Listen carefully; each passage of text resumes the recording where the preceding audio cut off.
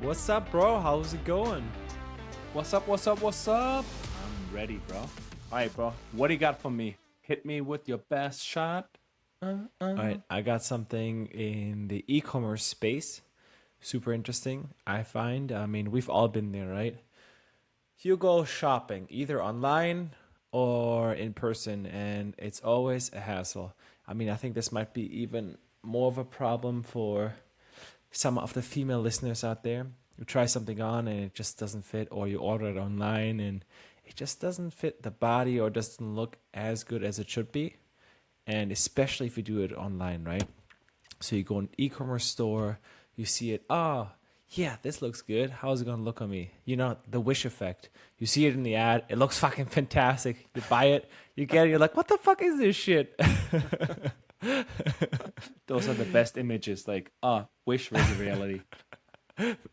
I mean, they have memes about this shit, so this must be real. So All my right, topic stop today teasing me. Stop So my teasing topic me. today is a little bit in the AI sector. It's actually about Google. So Google released a new try-on tool, Mhm. which is basically a model that enables you to try on clothing virtually. So they trained this AI. Ooh. I know this is super sick, and so they trained this AI based on million and million of images, and they did it a little bit different than competitors do it. So competitors Yeah, do it with diffusion as well as yeah, LLM, so large language learning models. Okay, yeah.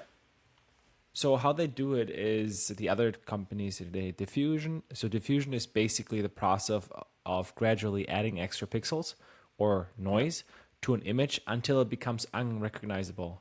And then you remove the noise completely until the original image is reconstructed in perfect quality, okay? So this is Hmm. the process of diffusion. And then during that process, they usually add a prompt, like a language learning model, right? So you use, I don't know, make it bigger, smaller, change the color, etc. And this is obviously in this process edited. So what Google did though, with the tool is called Google's shopping graph and the try-on model, they do that with two images. So they have the same model, same clothing in a frontal and a side pose. And Yeah. once the first diffusion starts, they fuse it with the second one, the side, for example, from looks from the side. So what the end effect is, the end result is that this learning, well, this model learns how to actually then reconstruct in different angles the same picture or different models, and you can put on different clothing, etc. So because That of is pretty that, sick. now you have a database or learn like a model that you can then upload basically an image of yourself or of the clothing that you want and then create something out of it. So I was thinking, who is it interesting for? Well, any kind of clothing company, right? Small to Yeah, I medium, mean, up to large. Zalando, all the big companies. Exactly, exactly. So who else, Lucas? But who else is it used for? I mean, I can imagine for designers. Well, I mean, Mm-hmm. I think like mostly would be like clothing. For me personally, as a shopper, right? If I go as a buyer, Yes. it would be different point of views, right? So first of all, me, because I hate go shopping right to the stores. I'd rather buy everything Yeah. online. I mean, I just go buy large. That's it. Hope for the best. If it's a little bit loose, fine. That's nice. If not, if it just good for the guns, also fine. But yeah, so I would say it's I think probably good for any like women clothing brands. Um, so yeah, Well, I mean, clothing in could be general. probably I think it could be good for mom and pop stores as well as for like Mm-hmm. larger chains. And but yeah, what do you So think? you're right. I think so as well. I think it is super interesting in general for direct to consumer. So the end user will have obviously a benefit that they can try everything online. They can just see it. They can, in effect, maybe they upload a picture of themselves in two poses, Yeah, with their height, etc., and then the model will directly render it on them. So you have the great experience there. And at some point, maybe on Zalando, Nike.com, or wherever you buy your clothing, yeah, or you have your profile, and then you yeah, basically have your information uploaded on there, and then it does all the rendering for you, which is fantastic, right? You know where it fits. imagine now next level. Imagine on Mm-hmm. social media, right? So on Instagram, whatever, you Mm-hmm. see somebody with the clothes on, and then you're just Yeah. like, hey, because you have shopping now, right? and then just Instagram opens your camera and you can see yourself with those clothes on, right? So you can, because you always see the people wearing the clothes, like I don't know, promotion, your local influencer, and then you can just like try it on directly. I I think think that that's might also be also sick. big. Like a filter. I mean, in general, it could end of the day just Yeah, be a filter in the camera. Or I yeah. mean, do you remember or have you ever used these? It's like an app basically where you take a picture of yourself or short video and it takes body measurements. I heard about it. I think it was more also I saw it for glasses, so I only know it from Mr. Specs. So basically, you take a camera, like you open the camera, like film yourself a little bit, and then automatically it can just like AR, just like the glasses on you, so you can try them online. So for those people who don't know, Mr. Specs is like a oh at least is in Germany a huge like glass store, like sunglasses store, and as well normal glasses. And yeah, you can just try them on virtually or with the camera on, and then just buy it online. So yeah, pretty I cool. think so. Exactly, something like that. I think the implementations are incredible. Like, there's so many things that you can do with this that you can take a picture, you have all your measurements online somewhere in the profile, or you're prompted to do so, and then you can try these things on, which is then amazing, obviously, because it will lower like returns for these brands, right? E-commerce is even more convenient than it was before. You don't Yeah. have to deal with the hassle in change rooms or when there's like sales going on, I don't know, Black Friday or season end sales. You don't have to stand in lines when there's so many. You just buy it online. You have everything and you know it's gonna fit just because the rendering is pretty, it's gonna be pretty accurate. It's already pretty accurate. And especially if you have that with the measurements, I think this is gonna be super, super cool. But this is also consumer side, but let's talk about the others, the business side, right? So what is it going to do? There's going to be a lot of startups that are going to create this, right?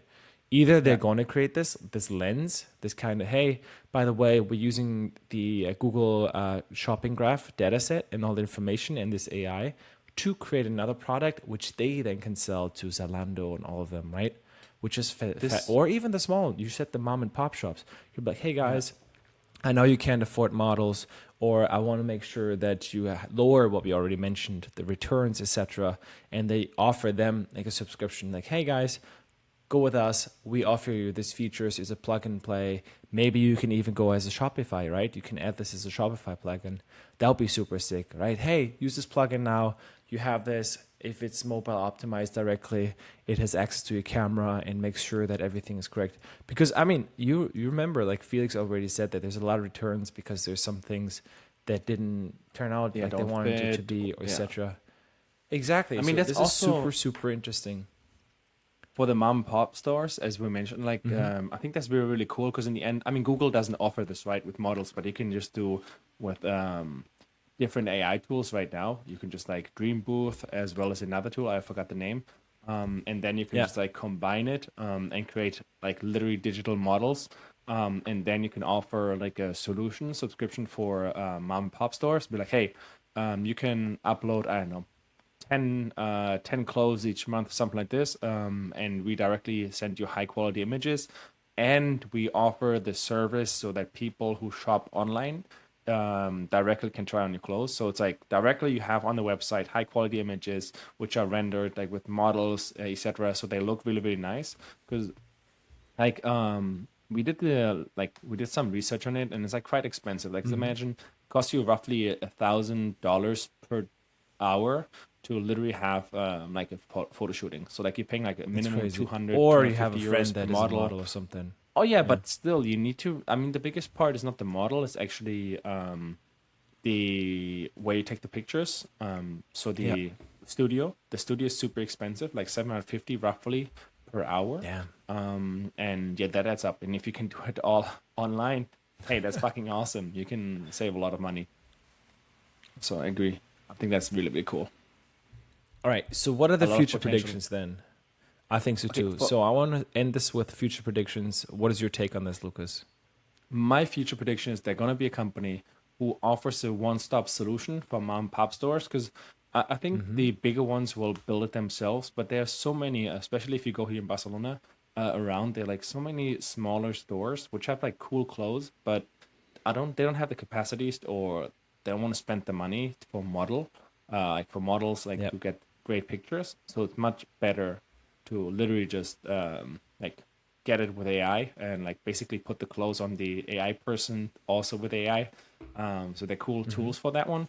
And yeah, I think that will be the future, as well as then like people can try it on with the Google shopping graph. So I think that's really, really cool. And yeah, that's my prediction. That's gonna be some company who's gonna do that, and they're gonna make millions of it, probably like tens of millions, if not more. So that's my future prediction. How about you? So this category is, by the way, called virtual try-on, the VTO.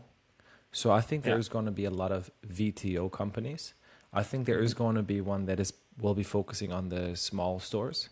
I also think Yeah. that the larger ones will do it themselves, Zalando and all that stuff, because Or they they buy the have a company. lot of. I mean, exactly, or they'll buy the company. But the thing is, as we already know, also for the listeners, so at some point, all of these algorithms will be a commodity, and the Yeah. differentiator between these will be the data sets. So that means how much data you can put in. That means in this case would be pictures of models from the front and the side, and how you can train the algorithm.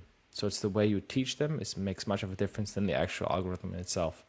And thereby, I Yeah. think these giants that have so many points of data, so many pictures, will be the winners.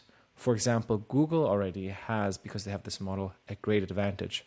But if then Zalando uses the same algorithm and teaches it even further by using all the pictures they already have, will be pretty epic, not gonna lie. It will be really, really, really good. Of So course. I I think mean, these giants will have these obviously as an advantage. But on the other hand, there will be players for the smaller ones, right? For the mom and pop stores, you'll just sell them a subscription, etc. Or even a one-off. You'll be like, hey guys, give us $50. You get all this. It's convenient. It does it quickly. You have no hassle of organizing anything. You just upload, easy peasy, and that's it.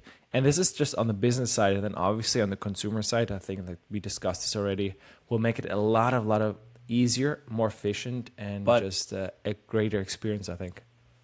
there still will be people Yeah, who go ahead. like to go to the store, right? Because some people like, I like to feel it. I Yeah, for like to sure. feel how the material just like feels on my body.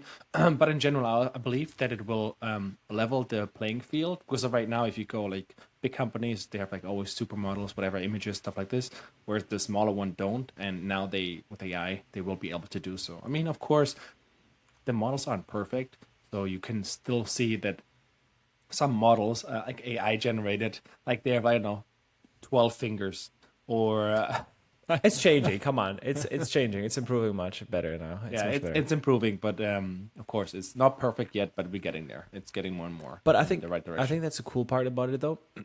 Also, in general, with this model, you don't have to focus on that because you're uploading already a picture. It's just rendering on top, so it doesn't Yeah, have to do the thinking and doing everything at once. So overall, I think this that will is be true. epic. This is a super cool feature for the future. Specifically, also for us, the end user, will have a direct impact on it, and will definitely also have great impacts in terms of sustainability and lower the costs of these companies and brands, and will have a great impact. I like it. Quick break in the pod. All right, guys, I want to talk to you about good gaming etiquette. So, Mark, what is a good gaming etiquette? Well, thanks for asking, Lucas. Good gaming etiquette is when you enjoyed a game, you got carried, or you had a great teammate, you just drop that GG well played in the chat and thank the other teammates for being there. Ah, I see what you did there. All right, guys, if you enjoyed this pod, please leave a comment, share it with a friend, and of course, leave a review. And now, keep enjoying the show. I think this is going to be already the headline of the topic of this episode. So I want to talk about OnlyFans. So OnlyFans, the Ooh. most profitable customer support center in the world, where guys text with other guys and pay for it. So now hear me out, guys. People are like, what is he talking about? Well, let's talk about this one. So, and I also believe that chatbots will make it more profitable. So yeah, it's a great business to be in right now. Anyway, so Mark, Tell me. question for you: how do you think like they make money? How do OnlyFans model make money? All right. I have limited knowledge on this, but I'm guessing, well, it's a subscription based, right? I'm guessing there's also one off purchases. So you have two ways of, monetizing. So you have a subscription. I'm guessing thereby you unlock a certain amount of content. This is either pictures or videos. This could be not safe for work or safe for work. I don't know. I think that depends on the artist. And then obviously Yeah. one-time off purchases. So I think OnlyFans is just a platform which makes it super easy and it does not judge what content you upload to monetize this content. I think this Yeah. is what I know so far. So, I mean, yes, I mean, most of them are non-safe for work or in general, pretty porn related, let's put it this way. So, I mean, for me, okay, why are we talking about OnlyFans? Because I was like, why is everybody talking like you see on Instagram everywhere? You see like, oh, this guy's making 100K, like somebody going in Barcelona. So, what is your job? How much money you make? And it's like, oh, I make like 100K. Like, what? Oh yeah, I'm an OnlyFans model. And it's like, she's not even pretty. Anyways, and then I was like, okay, I want to know like how is that a thing that they're making so much money if there's porn out there for free everywhere, right? So why are they making money? So I did my research, and actually, so there are three major things how they make money. So the first one is yes, they sell like they have their videos that they can unlock. So you have a subscription. Subscription gives you, for example, access. Let's compare to Prime now, okay? Prime Videos. So in Prime Videos, you have in your subscription certain videos that you can watch. Okay, nice, good. But for everything else, you have to rent it or you have to pay for it, right? Similar in OnlyFans that they can just buy the other videos that the creator has. That's one way how they make money. But this only makes roughly 30% of the income. Now, what is the other like 70%? So the other 30, so what are you guessing? Like, come on, Mark. What are you thinking? Well, I think you teased me already a little bit about that. So since it's not one of these other ones, there must be something there's more interactive with the users. I'm guessing. Yes. It must be some form of Yes. interaction. All right. So the most one is probably texting. So basically, people text with the models, as well as the other part is also like personalized stuff. So like, hey, can you send me a picture of your feet? Or whatever. So it's like this personal stuff. But feet, I think, is a good business. Oh, it's true. That's, You don't see the face, nothing. I think that's a really, really good business model. Hey, I mean, hey, if somebody wants my feet, here's my PayPal. No, just kidding. But all right, so I mean, but yeah, so if we know that texting is actually like 30 to 40% of this somebody's income, like how they can make so much money? Because if you text to somebody, you can like sell a photo for like 15, 30, 40. So they're stacking it normally in a conversation, and a conversation lasts 40 minutes. At the end, they make roughly $100. Now, how is it possible that some people make 100,000? Because if you make the math, even if you text with multiple at the same time, you're never going to reach 100K or even more. So now, then I was like, so how do they do, Lucas? exactly. does it So I work? was like, all right, where is it? Where is it? So exactly, Where's the poop, Lucas? that's where they hire actually agencies. So OnlyFans agencies, there are two types of agencies. One is on like the management agency, and the other thing is marketing agency. So the management agency is more like what you see normally is like content scheduling. So it's like, oh, you want to post at this hour, etc. Okay, that's okay, understandable. Now, chatting with subscribers. When I read this, I was like, wait a second. So that sounds interesting. And then I was like thinking, so you're basically telling me you're pimping out your account so that 20 people, I don't know, in the Philippines or wherever the customer support center is, where they're farming this, are just texting with the fans, right? So imagine you're Damn. you're thinking you're texting with the top model or whatever, an OnlyFans model there, and then it just like I don't know, Ramjet or whoever is on the other line, I'd be like, oh yeah, you like it, and then they're just like sending you images from a Dropbox. So Oh, I'm wearing today very high pants. Man, imagine that. You're just like, oh yeah, oh she's liking this so Oh good. my Oh man, God. she's into it. And then it turns out this guy in the costume. Then look at this guy. He's Yeah, sending me a oh dick pic. my Boys, God. boys, come Oh, here. talking Man, about- this is a small one. talking about dick pics, that's actually also one of the things that are very demanded. So that people, the guys, send dick pics and the models rate them. So they're like, oh, that's a big one or Wow. whatever, and that's also it makes also a big chunk. But I didn't talk about the Nice. creme de la creme, all right? What is the creme de la creme? Because all Oy. right, we talked a little bit Cherry about on top. the cherry, the mon chéri. So we talked about, yes, chatting's nice. I mean, videos, okay, maybe it's a model that you really like and you want to support it. All right, that's fine. But now, no. Where most people take their money or like spend their money is the girlfriend experience.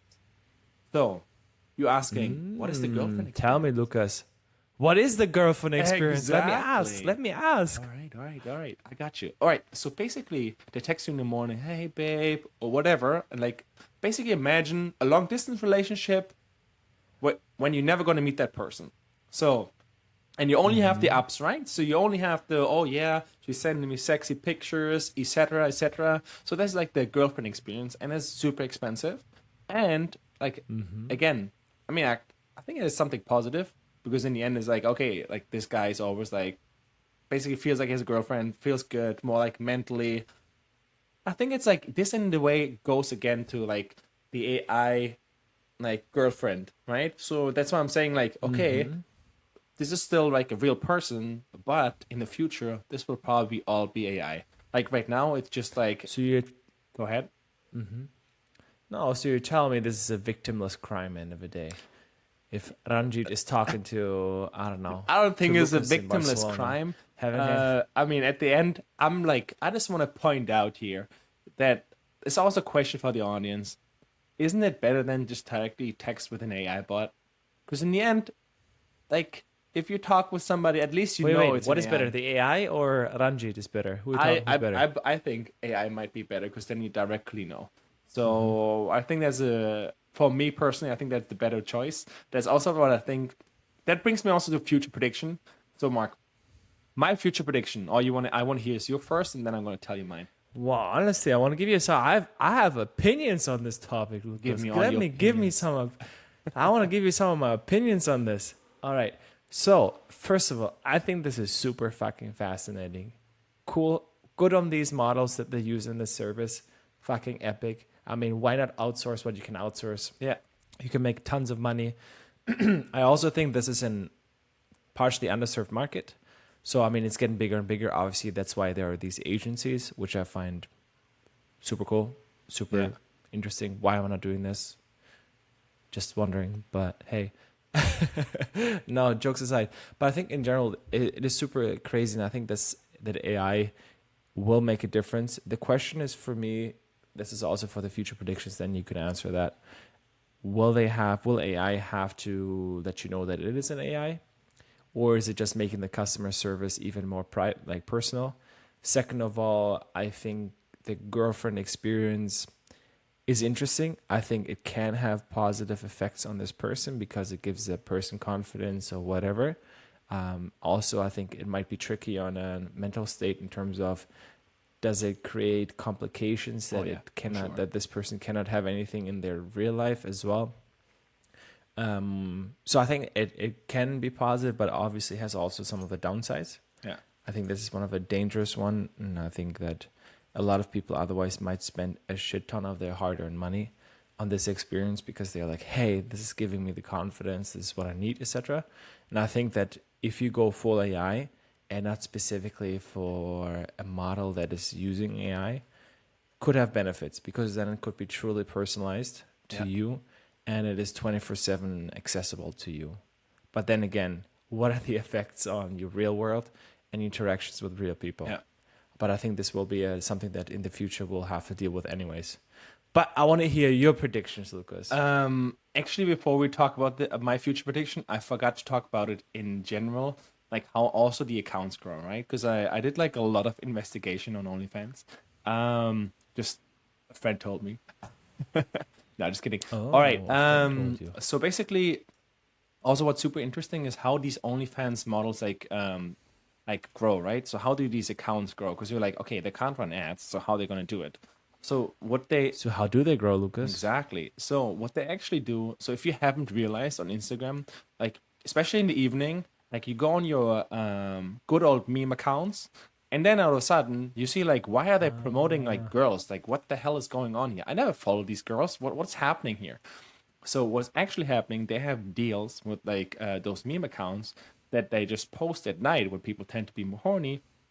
And then people click on their OnlyFans, and in the morning, as a good old account, they delete that post, right? So it's a clean feed in the morning. It just in these peak Oh, hours. really? They delete this? Yeah, So it's yeah, yeah. like, So oh you boy, yeah, yeah. If you check it out, what's his they don't have these name? posts The anymore. game? No, what's his name? Yeah, check it out. But yeah, basically they delete it in the morning, so you don't see it. You only see it at night. So if you waited for a few more hours, I'm sure you will see them. It is crazy. Also, nothing. They are super profitable. The agencies. So actually, how the agencies do, like some actually, what they do, they go to models, approach them, and be like, "Hey, we want to buy your OnlyFans account. Okay, we're gonna pay you a couple Oh, of they buy the account. Yes, so it depends. So you can work with them together, or what some people do, which is actually more profitable, is like, okay, hey, Mark, I'm gonna buy your account. I give you a couple 100,000 as well. I'm gonna take care of all your chatting, and you get 50% of the profit. Profit. You don't have to take care of anything. Only thing you have to do is create content. I'm taking care of everything else, right? I'm chatting. So they basically buy you out, and you still own parts of it. So Yes, it's just like a part ownership. yeah, it's like they Okay. like imagine they're buying some equity, like 50% of the equity, whatever, of your 51. They want to brand. decide. Yeah, but at least you get 50% of the profits, right? At the end, this is also like a downside because people are like, hey, this is my personal brand. I've created this account over years of years, but still, it's a good option for some people who don't want to do all the texting, right? They just be like, hey, I just want to create content and get like my monthly check. And they basically, and it's super profitable. So actually, I think the OnlyFans agencies are booming right now worldwide, and they're super profitable. I think if you want to create an agency, guys, go for an OnlyFans agency. There's also so much What's space Lucas? for optimization. That's sick. What's the non-compete like? And like, what does it look like? Did you get any information when they purchase your OnlyFans? Is it like, hey, you can't? I mean, all right. So how it works in regular startups is if somebody acquires you, usually they acquire your full company or high It's stakes, and then you have to stay with them for at least minimum 6 months. Usually it's 2 years up to 4 years. How does and then you have a non-compete, which is basically an agreement, a legally binding agreement, which tells you, hey, in this niche, you cannot work or create anything yeah. for a specific amount of time. So in this case, it would be like probably you can't upload anything with your body or I don't know pictures and generate money. Well, how does it look like? I have no idea what this kind of space looks like. No, so you definitely have to still work with them, right? Because in the end, it's like they taking care of all the because you have to create content. So basically, it's like, hey, Mark, Yeah. create all your feed pictures and send them in a Dropbox. So I might. nice. So you just have to put it in a Dropbox so that they keep having fresh content, and then they just farm you out. So they like I'm sure they basically buy a lot of models, and then they also do cross promotion, right? That cross promotion also brings me to the next level. How these accounts also grow. Like for example, you can buy from other model. Like you can buy like an ad. So basically, they cross promote you. They post on OnlyFans, but like, hey, this is Mark's Oh. amazing account. Follow him here. And yeah. So for example, But they do that on the OnlyFans, not on the yes, Instagram. yes. I mean, on Insta, some people have What? accounts, so they Both. could cross promotion, but tend to be on OnlyFans. But what Okay. people have to be careful is, for example, they can say, "Hey, I have 300,000 followers, and this is my income that I make from my fans." Because what's most interesting is that you want to have fans that actually pay a lot, right? They spend a lot of money. So Yeah. so you have an average amount that fans spend. Because otherwise, not on Instagram, you don't care. You have followers, they give you a like. It's not like you don't care that much. No. So that's why they always show how much money they're making. Like they can say, "Hey, I make I don't know 150K with my fans," right? But this is where it gets risky. So if they promote you and you get 3,000 fans, you're thinking, "Okay, I make like I don't know 1,500 per month from these new fans." But the problem is some of them are just like promotion accounts. They that promote other girls, and their fans are basically worthless. They only want the free shit, and so basically the money that these accounts make that have 300,000 followers came from other girls wanting a promotion. So the payment is like model to model instead of fans to model, and that means all the fans that the big account has are just like useless fans, which don't bring any new money. For other ones. Yes, exactly. Uh, So that's also interesting to so look it's at. it's like a B2B at the end of the day. Yeah, then. yeah, it's a mix. So these accounts. Super interesting. cool. So you have like a B2B, B2C. They're using like meme accounts to grow because you need to find ways to also not get banned or shadow banned on Instagram because I think that's also a big thing. So they have multiple accounts. What's shadow banned? So shadow ban is basically you can still post, but they take you out of the algorithm, so they won't show you anymore. So your post and everything won't be shown anymore, like in the explore page. Damn. So yeah, that's happening. But for me, That's super crazy. fascinating. So Mark, we're creating an is OnlyFans super, agency. super cool. No, I was kidding. now, fuck, we're selling our feet pics, bro. Hairyfeet.com. Let's go. Hairytwinfeet.com. Exactly. Maybe even show some calves, bro. I've been hitting them hard, but like, oof. But we have to Oof, shave look them these calves. calves. Oof. Otherwise, man, it's just like a lot No, of hair. bro. No. We're going full niche here, bro. Full We go furry. hairy. I'm like, Furry. exactly. We gotta go in the niche, Lucas. Nobody cares about shaved legs, bro. There's a lot of dudes. You want to have these hairy legs and the Oh feet. my god. Oof, look at us. Little toesies. Ah, man. We're gonna make all them dineros. Oh my god. All right, Mark. All right. I think that's the part, bro. That's the part. Catch you in the next Catch one. you in the next one.